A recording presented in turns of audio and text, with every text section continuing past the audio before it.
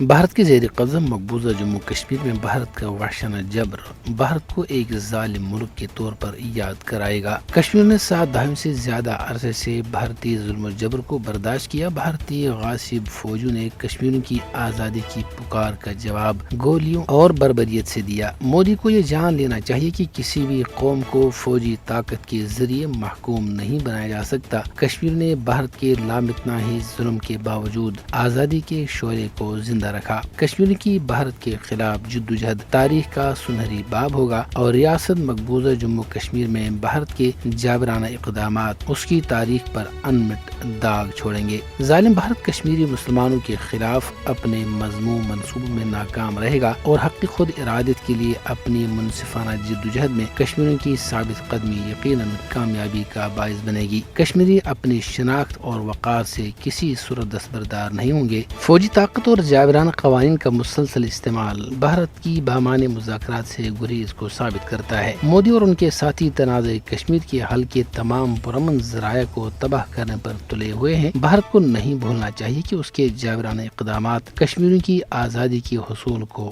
نہیں روک سکتے۔ کشمیری اپنے حق خود ارادت کے حصول کے لیے ہر قسم کی قربانی دے رہے ہیں۔ مقبوضہ جموں کشمیر میں بھارت کی جابرانہ پالیسیاں بین الاقوامی قوانین اور انسانی حقوق کی صریح خلاف ورزی ہیں۔ انسانی حقوق کے عالمی اداروں کو مقبوضہ جموں کشمیر میں غیر قانونی ہراسوں کا نوٹس لینا چاہیے اور مظلوم کشمیریوں کی رہائی کے لیے بھارت پر دباؤ ڈالنا چاہیے۔ اب وقت آ گیا ہے کہ دنیا جنوبی ایشیا میں پائیدار امن کی خاطر مسئلہ کشمیر کو حل کرانے کے لیے فوری اقدامات کرے اور بھارتی جیلوں میں نظر بند کشمیریوں کی رہائی کے لیے بھی اپنا کردار ادا کرے۔